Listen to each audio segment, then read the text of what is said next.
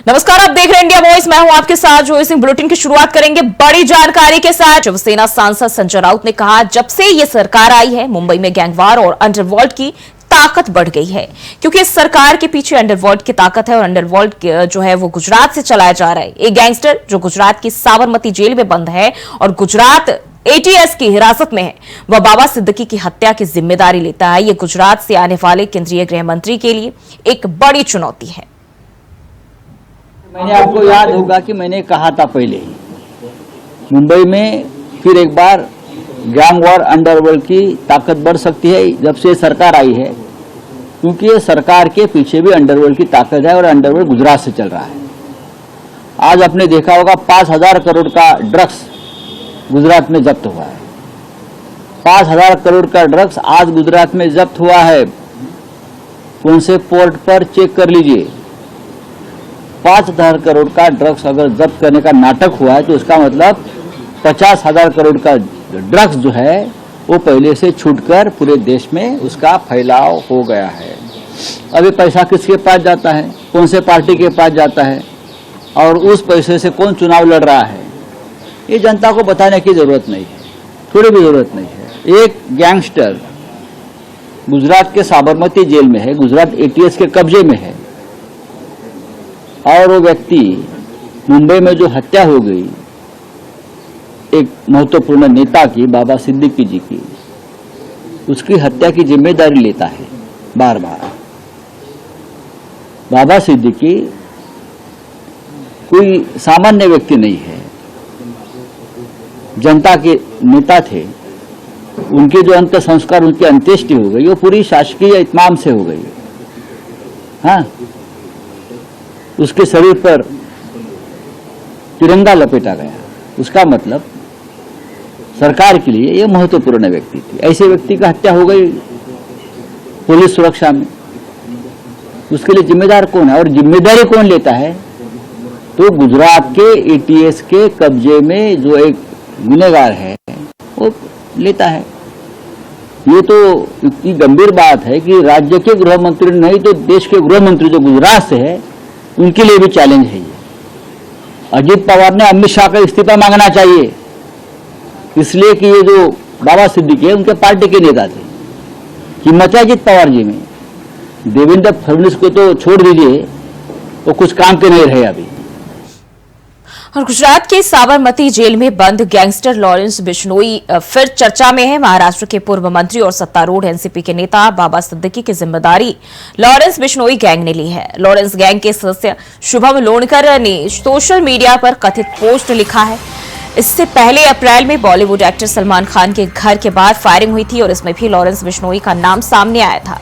Gang से जुड़े सदस्यों की गिरफ्तारी हुई थी। इसी गैंग ने मई 2022 में पंजाबी गायक सिद्धू मूसेवाला और दिसंबर 2023 में राष्ट्रीय राजपूत करनी सेना के अध्यक्ष सुखदेव सिंह की गोगा मेड़ी की गोली मारकर हत्या कर दी थी। और इसके अलावा अन्य वारदातों में भी बिश्नोई गैंग का हाथ होने के दावे सामने आते रहे हैं। लॉरेंस गैंग का नाम आने के बाद राजस्थान की सुरक्षा एजेंसी अभी अलर्ट है, क्योंकि राजस्थान से कई बदमाश गैंग से जुड़े हुए हैं। पुलिस ने गैंग से जुड़े बदमाशों पर निगरानी बढ़ा दी है।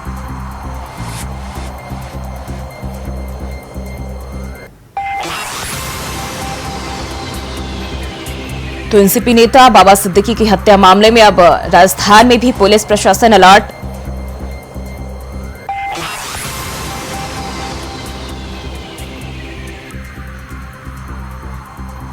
और इसी खबर पर ज्यादा जानकारी के साथ मनोहर लाल संवाददाता जोधपुर से हमारे साथ जुड़ गए हैं। मनोहर, जिस तरीके से बाबा सिद्दीकी की हत्या को अंजाम दिया गया, इसके बाद से पूरे देश भर में यह चर्चा का विषय बना हुआ है। अब राजस्थान में भी पुलिस प्रशासन अलर्ट मोड पर।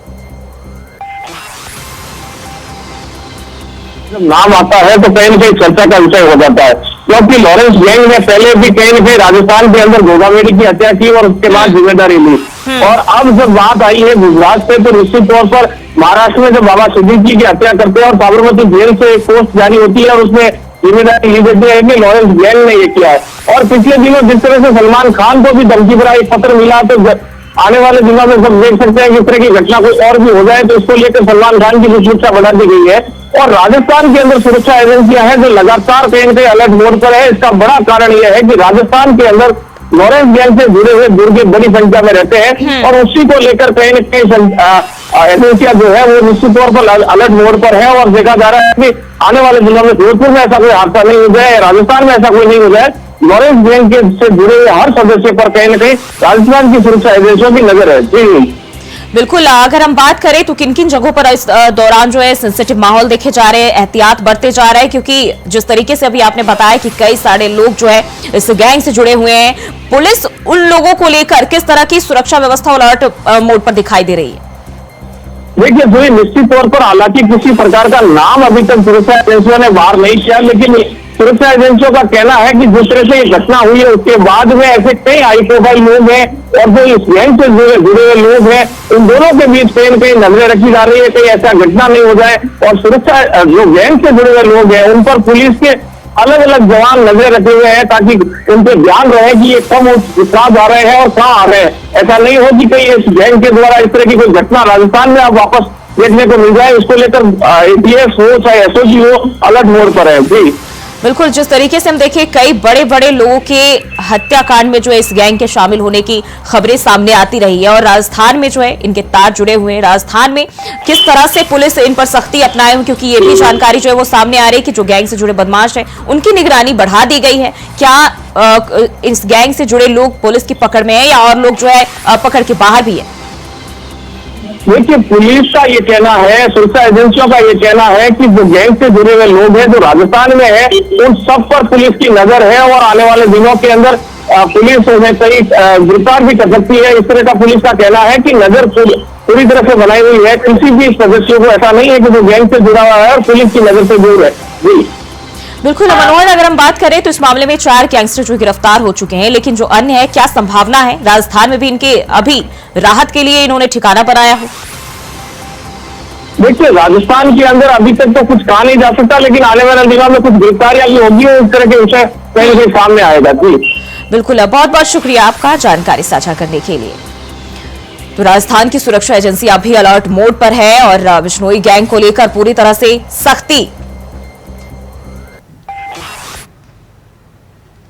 बढ़ते आगे, खबर रायबरेली से है जहां 2 भाइयों के बीच मामूली विवाद को लेकर जमकर मारपीट हो गई, जिसके बाद बड़े भाई ने छोटे भाई को चाकू मारकर घायल कर दिया। घायल को स्थानीय लोगों की मदद से अस्पताल में भर्ती कराया गया है। पुलिस मामले की जांच पड़ताल कर रही है। तो 2 भाइयों के बीच खूनी संघर्ष और इस दौरान एक युवक घायल भी हुआ है और पुलिस मामले की जांच पड़ताल कर रही है। रायबरेली का यह मामला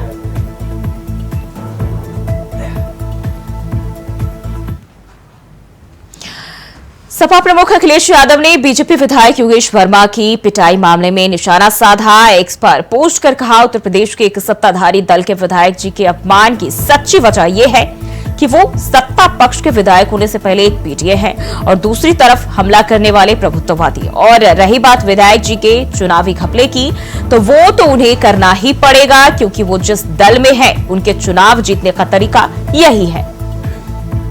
तो ट्वीट कर अखिलेश यादव ने निशाना साधा।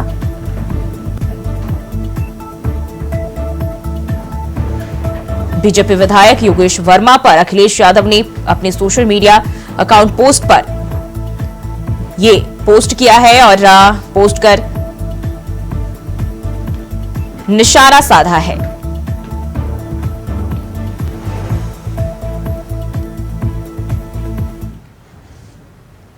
और अयोध्या में समाजवादी पार्टी के कार्यक्रम में एक अजीब सा नजारा देखने को मिला, जहां पार्टी कार्यकर्ता आपस में भिड़ गए। यह घटना सर्किट हाउस में समाजवादी प्रदेश अध्यक्ष श्याम लाल पाल के कार्यक्रम के दौरान हुई, जहां कार्यकर्ताओं के बीच नोकझोंक और गाली गलौज हुई।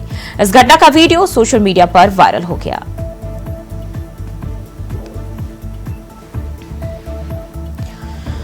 तो ये सपा के कार्यकर्ताओं के बीच मारपीट की तस्वीरें अयोध्या से सामने आई है और पार्टी के कार्यक्रम के दौरान हंगामा हुआ, जहां आपस में ही समाजवादी पार्टी के कार्यकर्ता भिड़ गए। सोशल मीडिया पर यह वीडियो वायरल हो रहा है। खबरों में बढ़ते आगे, खबर फतेहपुर से है जहां प्रेम संबंध में आई दरार महिला के मौत के कारण बन गई और दरअसल महिला अपने पहले प्रेमी को छोड़कर दूसरे प्रेमी के साथ जाना चाहती थी। प्रेम प्रसंग जो है टूटने को लेकर दोनों के बीच विवाद हुआ, जिसके बाद गुस्साए प्रेमी ने महिला के सिर पर ईंट से वार कर दिया और फिर मोबाइल की केबल से गला दबाकर महिला की हत्या कर दी। वहीं पुलिस ने हत्या का खुलासा कर आरोपी को गिरफ्तार कर लिया है। थाना कोतवाली क्षेत्र के अंतर्गत दिनांक 4 तारीख को एक महिला का शव बरामद हुआ था। आज उस हत्या का सफल अनावरण कोतवाली पुलिस, एसओजी टीम और सर्विलांस टीम के द्वारा किया गया है। इस महिला की पहचान अंशु के रूप में हुई थी और जो इसका मुख्य अभियुक्त है इस हत्या का, उसको आज पुलिस के द्वारा गिरफ्तार किया गया है। इसका नाम बाबू सिंह यादव और मुलायम सिंह यादव है। इस घटना की पृष्ठभूमि के पीछे ये तथ्य सामने आया है कि महिला के साथ इसके संबंध थे, प्रेम संबंध थे, पहले से ये पूर्व परिचित थे और ये महिला को अपने साथ ले जाना चाहता था, जबकि महिला किसी अन्य व्यक्ति के साथ जाना चाहती थी। इसी क्रम में इनके बीच वाद विवाद की स्थिति उत्पन्न हुई, जहां पर इसने ईंट से इसके सर पे कुचलकर वार किया और साथ ही साथ मोबाइल की लीड से इसका गला दबाया, जिसके कारण इसकी महिला की मृत्यु हुई है। घटना स्थल से जो आला कत्ल है उसको भी बरामद कर लिया गया है। अभियुक्त की गिरफ्तारी कर ली गई और इस सराहनीय कार्य के लिए मेरी तरफ से पूरी टीम को 25,000 रुपए पुरस्कार की घोषणा की गई। खबर सिद्धार्थनगर से है, जहां ट्रक के चपेट में आने से युवक की दर्दनाक मौत हो गई। आपको बता दें कि युवक मूर्ति विसर्जन करके लौट रहा था, तभी बड़ा हादसा हो गया। वहीं सूचना पर पहुंची उसका बाजार की पुलिस शव को कब्जे में लेकर आगे की कार्रवाई में जुट गई है। तो सिद्धार्थनगर का ये मामला है, जहां ट्रक के चपेट में आने से एक युवक की मौत हो गई। मूर्ति विसर्जन करने के दौरान युवक वापस लौट रहा था, तभी यह हादसा हो गया। वहीं फिलहाल पुलिस मामले की जांच पड़ताल में जुटी हुई है।